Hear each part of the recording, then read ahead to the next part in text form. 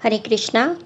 आज हम श्रीमद् भागवतम स्कंद 1 अध्याय 14 भगवान श्री कृष्ण का अंतर्धान होना, इसे शुरू करेंगे। सूत उवाच संप्रस्थिते द्वारकायां जिष्णो बन्धुदिक्षया ज्ञातुं च पुण्यश्लोकस्य कृष्णस्य च चेष्टितम्। श्लोक नंबर 1। श्रीला सूत गोस्वामी ने कहा, भगवान श्री कृष्ण तथा अन्य मित्रों को मिलने तथा श्री भगवान से उनके अगले कार्यकलापों के विषय में जानने हेतु अर्जुन द्वारका गए। तात्पर्य, जैसा कि श्रीमद् भगवद गीता में कहा गया है, श्री भगवान इस पृथ्वी पर धर्मात्माओं की रक्षा करने तथा अधर्मियों का संहार करने हेतु अवतीर्ण हुए थे। अतएव कुरुक्षेत्र का युद्ध समाप्त होने तथा महाराज युधिष्ठिर का राज्य स्थापित हो जाने पर श्री भगवान का कार्य पूर्ण हो चुका था। 5 पांडव और विशेष रूप से अर्जुन भगवान श्री कृष्ण के सनातन संगी थे। अतएव भगवान श्री कृष्ण से उनके अगले कार्यक्रम के विषय में जानने हेतु अर्जुन द्वारका गए। श्लोक नंबर 2। व्यतीतः कतिचिन् मासात् तदा नायाक्ततो अर्जुनः ददर्श घोर रूपाणि निमित्तानि कुरुद्वः। कुछ मास बीत गए किंतु अर्जुन वापस नहीं लौटे। तब महाराज युधिष्ठिर को कुछ अपशकुन दिखने लगा जो अपने आप में अत्यंत भयानक थे। तात्पर्य, पूर्ण पुरुषोत्तम भगवान श्री कृष्ण अनंत हैं, हमारे संसार के सर्वाधिक शक्तिमान सूर्य से भी अधिक शक्तिशाली हैं। उनके एक श्वास काल में लाखों करोड़ों सूर्यों की सृष्टि और पुनः उनका संहार होता रहता है। भौतिक जगत में सूर्य को समस्त उत्पादकर्ता तथा संपूर्ण भौतिक शक्ति का स्रोत माना जाता है और सूर्य के कारण ही हमें जीवन की आवश्यक वस्तुएं उपलब्ध होती हैं। अतएव जब पृथ्वी पर श्री भगवान स्वयं उपस्थित थे, तब उस समय उनकी उपस्थिति के कारण हमारी शांति तथा संपन्नता की सारी साज सामग्री, विशेष रूप से धर्म तथा ज्ञान, अपनी चरम अवस्था में थे। जिस प्रकार चमकते सूर्य की उपस्थिति में हर स्थान प्रकाशमान हो जाता है। महाराज युधिष्ठिर को अपने राज्य में कुछ कमियां दिखी, अतएव वे अर्जुन के विषय में अत्यधिक चिंतित हो उठे, जो दीर्घ काल से अनुपस्थित थे, और द्वारका की कुशलता का भी कोई समाचार नहीं मिला था। उन्हें भगवान श्री कृष्ण के अंतर्धान होने की आशंका हुई, अन्यथा ऐसे भयानक अपशकुनों की संभावना नहीं थी। श्लोक नंबर 3। कालस्य च गतिम रौद्राम विपर्यस्तस्तुर्धर्मेण पापीयसीम नृणाम वार्ताम क्रोधलोभ अनृतात्मनाम। उन्होंने देखा कि सनातन काल की गति बदल गई है और यह अत्यंत भयावह था। ऋतु संबंधी नियमितताओं में विघ्न पड़ रहे थे। सामान्य मनुष्य अत्यंत लालची, क्रोधी तथा धोखेबाज हो गए थे। वे देख रहे थे कि वे सभी जीविका के अनुचित साधन अपना रहे थे। तात्पर्य, जब सभ्यता का संबंध पूर्ण पुरुषोत्तम भगवान के प्रेम से टूट जाता है, तो ऋतु की नियमितता में परिवर्तन, जीविका के अनुचित साधन, लोभ, क्रोध तथा धोखाधड़ी जैसे लक्षणों की प्रधानता हो जाती है। ऋतु संबंधी नियमितता के परिवर्तन का अर्थ है एक ऋतु के समय दूसरी ऋतु के लक्षणों का प्रकट होना। उदाहरणार्थ, वर्षा शरद ऋतु में चली जाए या एक ऋतु में फूलने फलने की क्रिया दूसरी ऋतु में होने लगे। ईश्वर विहीन मनुष्य अनिवार्यतः लालची, क्रोधी तथा धोखेबाज होता है। ऐसा व्यक्ति किसी भी साधन से अपनी जीविका चला सकता है, चाहे वह साधन उचित हो या अनुचित। महाराज युधिष्ठिर के राज्यकाल में ध्यान खींचने वाली बात यह थी कि उपर्युक्त समस्त लक्षणों का अभाव था, लेकिन जब महाराज युधिष्ठिर को अपने राज्य के दैवी वातावरण में यत्किंचित परिवर्तन का अनुभव होने लगा, तो वे चकित हो गए और उन्हें तुरंत आशंका हुई कि श्री भगवान अप्रकट हो गए हैं। जीविका के अनुचित साधनों का अर्थ है अपने वृत्तिपरक कर्म से हटना। हर एक के लिए, चाहे वह ब्राह्मण हो या क्षत्रिय, वैश्य या शूद्र, कुछ कर्म नियत हैं, किंतु यदि कोई इन कर्मों को ना करके अन्य व्यक्तियों के कर्म को अपना कर्म घोषित करते हुए उसे अपनाता है, तो वह अनुचित कर्तव्य का पालन करता है। जब मनुष्य के समक्ष उच्चतर जीवन उद्देश्य नहीं होता और वह सोचता है कि उसका कुछ वर्षों का भौतिक जीवन ही सब कुछ है, तो मनुष्य संपत्ति तथा शक्ति के लिए अत्यधिक लोभी बन जाता है। अज्ञान ही मानव समाज की समस्त विसंगतियों का कारण है और इस अज्ञान को हटाने हेतु विशेष रूप से इस अधोगति के युग में श्रीमद् भागवतम रूपी प्रबल सूर्य अपना प्रकाश वितरित करने हेतु उपलब्ध है। श्लोक नंबर 4। जिह्म्य प्रायम व्यवहृतम शाठ्य मिश्रम च सौहृदम पितृमातृ सुहृद भातृ दंपतीनाम च कलकनम। समस्त सामान्य लेन देन, यहाँ तक कि मित्रों के बीच के व्यवहार तक कपट के कारण दूषित हो गए थे। पारिवारिक विषयों में पिता माता तथा पुत्रों के बीच, शुभचिंतकों के बीच तथा भाई भाई के बीच सदैव गलत फहमी होती थी। यहाँ तक कि पति तथा पत्नी के बीच भी सदैव तनाव तथा झगड़ा होता रहता था। तात्पर्य, बद्ध जीव में 4 दुर्गुण पाए जाते हैं: त्रुटियां करना, अल्पज्ञता, असमर्थता तथा वंचकता। ये अपूर्णता के लक्षण हैं और इन चारों में से अन्य व्यक्तियों को ठगने की प्रवृत्ति की प्रधानता रहती है। यह ठगी बद्ध जीवों में इसलिए आती है क्योंकि वे प्रकृति पर प्रभुता जताने की अप्राकृतिक इच्छा से लिप्त होकर भौतिक जगत में उलझे हुए हैं। शुद्ध अवस्था में जीव नियमों द्वारा बद्ध नहीं रहता, क्योंकि अपनी शुद्ध अवस्था में उसे यह ज्ञान रहता है कि जीव परम पुरुष के अधीन है और इस प्रकार अधीन बने रहना उसके हित में है, बजाय इसके कि वह परमेश्वर की संपत्ति पर झूठी प्रभुता जताए। बद्ध अवस्था में यदि उसे सर्वस्व मिल जाए तो उसे कभी मिलने वाला नहीं है, तो भी वह तुष्ट नहीं होता। अतएव वह सभी प्रकार की ठगी करने लगता है, यहाँ तक कि वह अपने निकटतम प्रिय संबंधियों को भी ठगता है। ऐसी असंतोषजनक स्थिति में पिता तथा पुत्र या पति तथा पत्नी के बीच भी मेल नहीं रह पाता। लेकिन इन सभी विरोधी कठिनाइयों को एक विधि से दूर किया जा सकता है और वह है श्री भगवान की भक्तिमय सेवा। पाखंडमय से संसार को श्री भगवान की भक्तिमय सेवा की प्रतिक्रिया द्वारा ही रोका जा सकता है, अन्य किसी विधि से नहीं। जब महाराज युधिष्ठिर ने इस प्रकार की विषमता देखी तो उन्होंने अनुमान लगा लिया कि इस धरती में श्री भगवान का तिरोधान हो चुका है। श्लोक नंबर 5। निमित्ता अन्य रिष्टानि काले त्वनुगते नृणाम लोभाध धरम प्रकृतिम द्विष्ट्वो वाचानुजम नृपः। काल क्रम में ऐसा हुआ कि मनुष्य लोभ, क्रोध, गर्व इत्यादि के अभ्यस्त हो गए। महाराज युधिष्ठिर ने इन सब अपशकुनों को देखकर अपने छोटे भाई से कहा। तात्पर्य, जब समाज में लोभ, क्रोध, अधर्म तथा दंभ जैसे अमानवीय लक्षणों का प्राधान्य हो उठा तो महाराज युधिष्ठिर जैसे धर्मात्मा राजा अत्यंत क्षुब्ध हो उठे। इस कथन से ऐसा प्रतीत होता है कि पतित समाज के ये सभी लक्षण उस काल के मनुष्यों को अज्ञात थे और कलयुग के आगमन के साथ इनका अनुभव किया जाना उनके लिए आश्चर्यजनक था। श्लोक नंबर 6।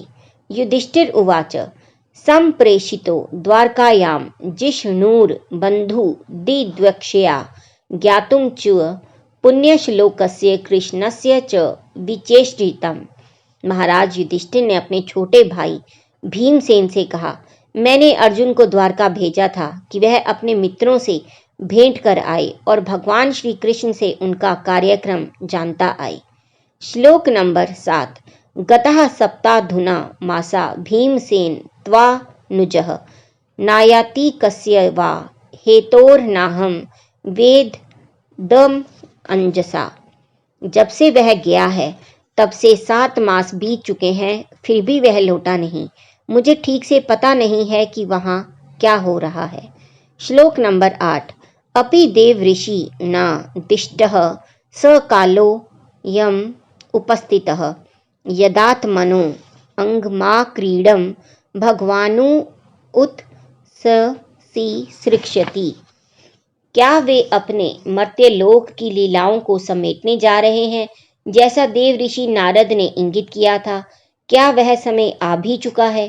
तात्पर्य, जैसा हम कई बार बतला चुके हैं, पूर्ण पुरुषोत्तम भगवान श्री कृष्ण के कई पूर्ण अंश हैं और इनमें से यद्यपि सभी समान रूप से शक्तिमान हैं, किंतु वे भिन्न भिन्न कार्य करते हैं। श्रीमद् भगवद गीता में श्री भगवान के कई प्रकार के कथन हैं और इनमें से प्रत्येक कथन विभिन्न अंशों या आशांशों के लिए है। उदाहरणार्थ श्रीमद् भगवद गीता में भगवान श्री कृष्ण कहते हैं, हे भारत, जब जब भी और जहाँ जहाँ भी धर्म का पतन तथा अधर्म का प्राधान्य होने लगता है, तब तब मैं अवतरित होता हूँ। श्रीमद् भगवद गीता 4.7 भक्त जनों का उद्धार करने, दुष्टों का विनाश करने तथा धर्म के सिद्धांतों की फिर से स्थापना करने हेतु मैं हर युग में प्रकट होता हूँ। श्रीमद् भगवद गीता 4.8 यदि मैं कर्म ना करूं तो सभी मनुष्य कुपथगामी हो जाएं, तब मैं अवांछित जन समुदाय वर्ण संकर को उत्पन्न करने का कारण बनूंगा और इस प्रकार संपूर्ण प्राणियों की शांति का विनाश करता बनूंगा। श्रीमद् भगवद गीता 3.24 महापुरुष जो आचरण करता है, सामान्य मनुष्य उसी का अनुसरण करते हैं।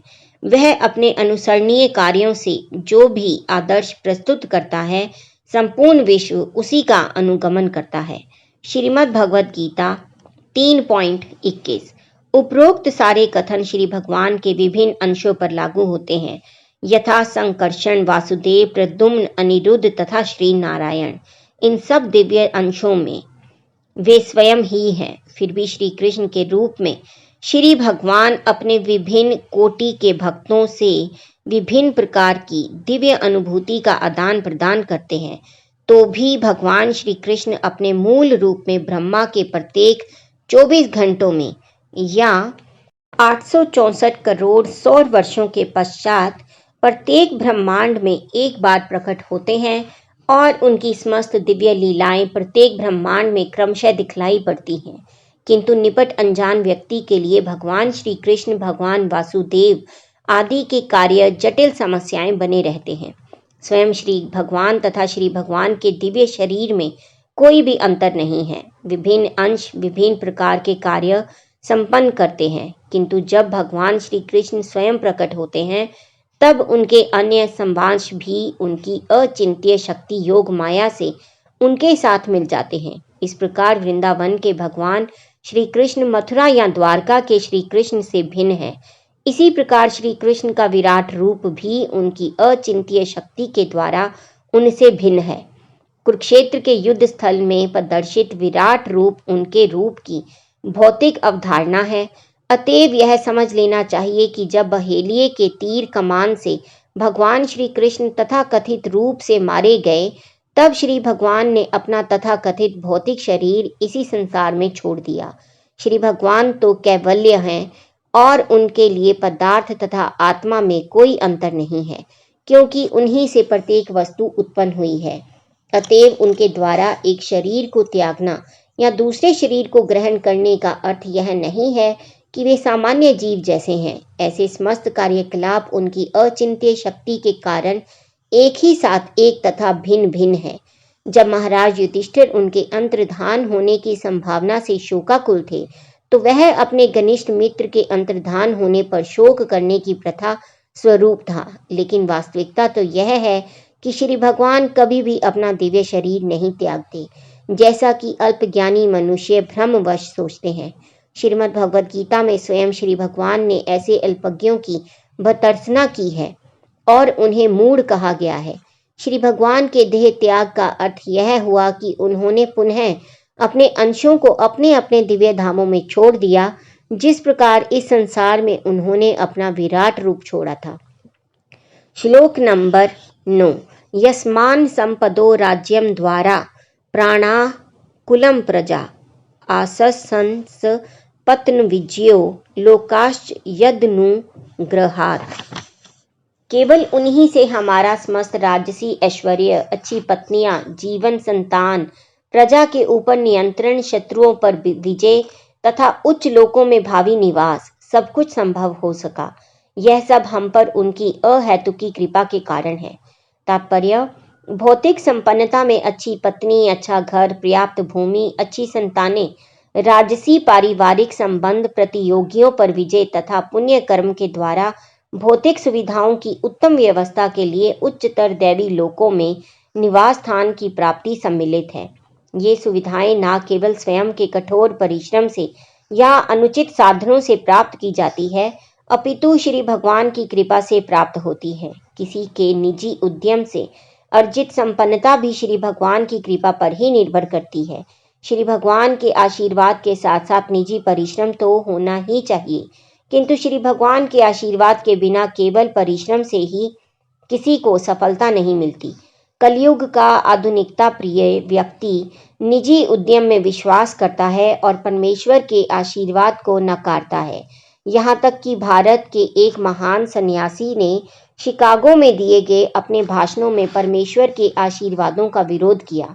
लेकिन जहाँ तक वैदिक शास्त्रों का संबंध है, जैसा कि श्रीमद् भागवतम के पृष्ठों में देखने में आता है, सभी प्रकार की सफलता का अंतिम अधिकार परमेश्वर के हाथों में रहता है। महाराज युधिष्ठिर अपनी निजी सफलता के प्रसंग में इस सत्य को स्वीकार करते हैं। अतः मनुष्य के लिए करने योग्य यही होगा कि वह महान राजा एवं श्री भगवान के भक्त के पद चिन्हों का अनुसरण करे, जिससे उसका जीवन पूर्णतया सफल बने। यदि श्री भगवान की मर्जी के बिना कोई सफलता प्राप्त कर सकता था, तो कोई भी चिकित्सक वैद्य अपने रोगी को निरोगी बनाने में असफल ना होता। आधुनिकतम चिकित्सक के द्वारा रोगी की उन्नत चिकित्सा होने पर भी उसकी मृत्यु होती है, किंतु कभी कभी अत्यंत आशाहीन रोगी बिना किसी उपचार के आश्चर्यजनक रूप में ठीक हो जाता है। अतएव निष्कर्ष यह है कि सभी घटनाएं, चाहे अच्छी हो या बुरी, श्री भगवान की मर्जी के कारण ही घटती हैं। किसी भी सफल व्यक्ति को अपने सफलता के लिए श्री भगवान के प्रति कृतज्ञता का अनुभव करना चाहिए। श्लोक नंबर 10। पश्यो उत्पाता अन्नर व्याघ्र दिव्यान भौमान सदेहिकान दारुणान शंसतो दूराभद्यम नो बुद्धि मोहनम। हे नर व्याघ्र, जरा देखो तो कि दैवी प्रभावों, पृथ्वी की प्रतिक्रियाओं तथा शारीरिक वेदनाओं के कारण उत्पन्न होने वाली कितनी खतरनाक आपदाएं हमारी बुद्धि को मोहित करके निकट के भविष्य में आने वाले खतरे की सूचना दे रही हैं। तात्पर्य: सभ्यता की भौतिक उन्नति का अर्थ है कि 3 प्रकार की आपदाओं की प्रगति, जो दैवी प्रभावों के कारण, पृथ्वी की प्रतिक्रियाओं के कारण एवं शरीर या मन की वेदनाओं के कारण है। नक्षत्रों के दैविक प्रभाव से अनेक विपत्तियां आती हैं, जैसे अत्यधिक गर्मी, सर्दी, वर्षा या सूखा, तथा इनके बाद के प्रभाव से दुर्भिक्ष, रोग तथा महामारी आती है। इन सबका सम्मिलित फल होता है शारीरिक तथा मानसिक क्लेश। मानवकृत भौतिक विज्ञान इन 3 प्रकार की आपदाओं का प्रतिकार करने हेतु कुछ भी नहीं कर सकता। ये सब परमेश्वर की अध्यक्षता में उच्चतर शक्ति माया द्वारा दिए जाने वाले दंड हैं। अतएव भक्तिमय सेवा द्वारा श्री भगवान के साथ हमारा निरंतर संपर्क हमें राहत प्रदान कर सकता है और हम विचलित हुए बिना हमारे मनुष्योचित कर्तव्यों का पालन कर सकते हैं। फिर भी अनुसर्जन जो ईश्वर के अस्तित्व पर विश्वास नहीं करते, वे इन 3 प्रकार की आपदाओं का सामना करने हेतु अपनी स्वयं की योजनाएं बनाते हैं। अतएव वे हर बार विफल हो जाते हैं। श्रीमद् भगवद गीता 7.14 में स्पष्ट कहा गया है कि तीनों भौतिक गुणों के बंधनकारी प्रभावों के कारण भौतिक शक्ति की प्रतिक्रिया को कभी जीता नहीं जा सकता है। इन्हें वे ही जीत सकते हैं जिन्होंने भक्ति भाव से श्री भगवान के चरण कमलों की शरण ग्रहण कर ली है। श्लोक नंबर 11। उर्वक्षी बाहवो मह्यम स्फुरन्त्यंग पुनः पुनः वेपतु च चापी हृदय आराध्य स्वयंती विप्रियम। मेरे शरीर का बायां भाग, मेरी जांघें, भुजाएं तथा आंखें बारंबार फड़क रही हैं। भय से मेरा हृदय घबरा रहा है। ये सब अनिष्ट घटना को सूचित करने वाले हैं। तात्पर्य: यह भौतिक अस्तित्व अनिष्टों से भरा हुआ है। जिन वस्तुओं को हम नहीं चाहते, वे ही किसी उच्चतर शक्ति द्वारा हम पर थोप दी जाती हैं, और हम यह नहीं देख पाते कि ये अनिष्ट प्रकृति के तीनों गुणों के नियंत्रण में है। जब किसी मनुष्य की जांघें, भुजाएं तथा आंखें निरंतर फड़के, तो यह समझ लेना चाहिए कि कुछ अनिष्ट होने वाला है। इन सब अनिष्टों की तुलना दावाग्नि से की जाती है। जंगल में कोई आग लगाने नहीं जाता, फिर भी यह आग स्वतः लग जाती है, जिससे जंगल के जीवों को अकल्पनीय विपत्तियां सहनी पड़ती हैं। ऐसी आग को किसी भी मानवीय प्रयास से नहीं बुझाया जा सकता। यह अग्नि केवल श्री भगवान की कृपा से ही शांत हो सकती है, जो अग्नि का शमन करने हेतु बादलों को भेजते हैं। इसी प्रकार कितनी भी योजनाएं क्यों न बनाई जाएं, जीवन के अप्रिय घटनाओं को रोका नहीं जा सकता। ऐसी विपत्तियां केवल भगवत कृपा से ही दूर की जा सकती हैं, जिसके निमित्त श्री भगवान अपने प्रामाणिक प्रतिनिधि को भेजकर मनुष्य को प्रबुद्ध करते हैं और विपत्तियों से बचाते हैं। श्लोक नंबर 12। शिवै शोषद्यन्त मादित्य मभिरोत्य न लानाना मामंग सारमेयो य मभिरे भत्यभिरुवतः। हे भीम, जरा देखो तो यह सियारिन किस प्रकार उगते हुए सूर्य को देखकर रो रही है और अग्नि उगल रही है, और यह कुत्ता किस प्रकार निर्भय होकर मुझ पर भौंक रहा है। तात्पर्य, ये कुछ अपशकुन हैं जो निकट के भविष्य में अनिष्ट का संकेत देने वाले हैं। श्लोक नंबर 13। शस्तः कुर्वन्ति माम सव्यम दक्षिणम पशवोपरि वाहांश्च पुरुष व्याघ्र लक्ष्य रुदतो मम। हे भीमसेन, हे पुरुष व्याघ्र, अब गायें जैसे उपयोगी पशु मेरी बाईं ओर से निकले जा रहे हैं और गधे जैसे निम्न पशु मेरी प्रदक्षिणा कर रहे हैं। मेरे घोड़े मुझे देखकर रोते प्रतीत होते हैं। श्लोक नंबर 14। मृत्युदूतः कपोतो यमलूकः कंपयन मनः प्रत्युलूकश्च कुहवानेर विश्वम वे शून्यमिच्छतः।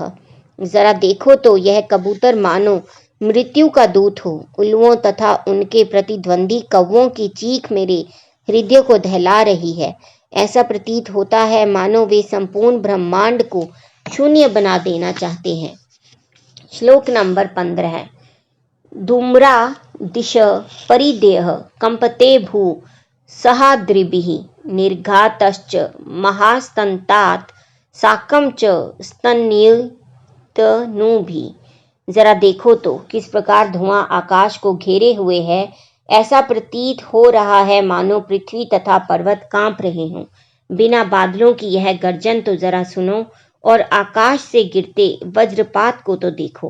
श्लोक नंबर 16। वायुर्वाति खरस्पर्शो रजसा विसृंजस्तम असृग वर्षन्ति जलदा भीभत्स मिव सर्वत। वायु तेजी से बह रही है और वह सर्वत्र धूल बिखराकर अंधेरा उत्पन्न कर रही है। बादल सर्वत्र रक्तिम आपदाओं की वर्षा कर रहे हैं। श्लोक नंबर 17। सूर्यम हत प्रभम पश्य ग्रह मर्दम मिथो दिवि ससंकुले भूत गणेर जर वलिते इव रोदसी। सूर्य की किरणें मंद पड़ रही हैं और तारे परस्पर भिड़ रहे प्रतीत हो रहे हैं। भ्रमित जीव जलते हुए तथा रोते प्रतीत हो रहे हैं। श्लोक नंबर 18। नद्यो नदाश्च क्षुभिताः सरांसि च मनांसि च न ज्वलत्य अग्नि राज्येन कालोयम किम विदास्यति। नदियां, नाले, तालाब, जलाशय तथा मन सभी विक्षुब्ध हैं। घी से अग्नि नहीं जल रही है। यह कैसा असामान्य समय है। आखिर क्या होने वाला है। श्लोक नंबर 11। न पिबन्ति स्तनं वत्सा न दुह्यन्ति च मातरः रुदन्त्यक्षुमखा गावो न हृष्यन्त्यरिष्यबा व्रज्रे। बछड़े ना तो गायों के थनों में मुंह लगा रहे हैं, न गायें दूध देती हैं। वे आंखों में आंसू भरे खड़ी खड़ी रंभा रही हैं, और बैलों को चारागाहों में कोई प्रसन्नता नहीं हो रही है। श्लोक नंबर 20। देवतानि रुदन्ति स्विद्यन्ति ह्युचलन्ति च इमे जनपदा ग्रामः पुरोद्याना कराक्षरमा भ्रष्ट श्रियो निरानंदः किमघं दर्शयन्ति नः। मंदिर में अर्चा विग्रह रोते, शोक करते तथा पसीजते प्रतीत हो रहे हैं। ऐसा लगता है कि वे प्रयाण करने वाले हैं। सभी नगर, ग्राम, कस्बे, बगीचे, खाने तथा आश्रम अब सौंदर्य विहीन तथा समस्त आनंद से रहित हैं। मैं नहीं जानता कि हम पर किस प्रकार की विपत्तियां आने वाली हैं। श्लोक नंबर 21। मन्य एतेर महोत्पातेर नूनम भगवतः पदेः अनन्य पुरुषी भीरहीना भूरहत सो भगा। मैं सोचता हूँ कि पृथ्वी पर हो रही ये संपूर्ण उथल पुथल विश्व के सौभाग्य की किसी बहुत बड़ी हानि को सूचित करने वाले हैं। संसार भाग्यशाली था कि उस पर श्री भगवान के चरण कमलों के पद चिन्ह अंकित हुए, किंतु ये लक्षण यह सूचित कर रहे हैं कि अब आगे ऐसा नहीं रह पाएगा। श्लोक नंबर 22। इति चिंत्य तस्य वष्टा रिष्टेन चेतसा राज्ञ प्रत्यागमद ब्रह्मान यदुपुर्या कपिध्वजः। हे ब्राह्मण शौनक, जब महाराज युधिष्ठिर उस समय पृथ्वी पर इन अशुभ लक्षणों को देख रहे थे और अपने मन में इस प्रकार सोच रहे थे, तभी अर्जुन यदुओं की पूरी द्वारका से वापस आ गए। श्लोक नंबर 23। तम पाद्योर निपतित म्यथा पूर्व मातुरम अधोवदनम विबुंधून सृजंतम नयनाबज्यो। जब उसने राजा के चरणों पर नमन किया तो राजा ने देखा कि उनकी निराशा अभूतपूर्व थी। उनका सिर नीचे झुका था और उनके कमल नेत्रों से आंसू झर रहे थे। श्लोक नंबर 24।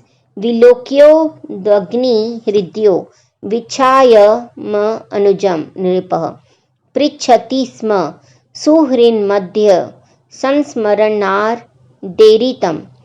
हृदय की उद्विग्नताओं के कारण अर्जुन को पीला हुआ देखकर राजा ने श्री नारद मुनि द्वारा बताए गए संकेतों का स्मरण करते हुए मित्रों के मध्य में ही उनसे पूछा। युधिष्ठिर उवाच। श्लोक नंबर 25।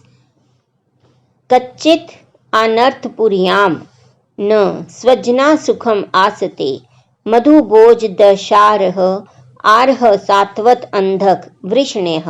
महाराज युधिष्ठिर ने कहा, मेरे भाई, मुझे बताओ कि हमारे मित्र तथा संबंधी यथा मधु, भोज, दशारह, आरह, सात्वत अंधक तथा यदुवंश के समस्त सदस्य अपने दिन सुख से बिता रहे हैं ना। श्लोक नंबर 26। शूरो मतामह कच्चित स्व सत्यास्ते वाथमारिशः मातुलः सानुजः कच्चित कुशल्य यान कदुंधुभि। मेरे आदरणीय नाना शूरसेन प्रसन्न तो हैं तथा मेरे मामा वसुदेव तथा उनके छोटे भाई ठीक से तो हैं। श्लोक नंबर 27। सप्त स्वसार सस्त पत्यन्यो मातुलान्यः सहात्मजः आस्ते सनुषा क्षेमम देवकी प्रमुखा स्वयं। देवकी इत्यादि उनकी सातों पत्नियां परस्पर बहनें हैं। वे तथा उनके पुत्र एवं बहुएं सब सुखी तो हैं। श्लोक नंबर 28 एवं 29। कच्चिद्राजाहुको जीवत्य सत्पुत्रोस्य चानुजः हृदीक ससुतो क्रूरो जयन्तगद सारणः आस्ते कुशलम कच्चिद्य च शत्रुजिदादयः कच्चिदास्ते सुखम रामो भगवान सात्वताम प्रभु।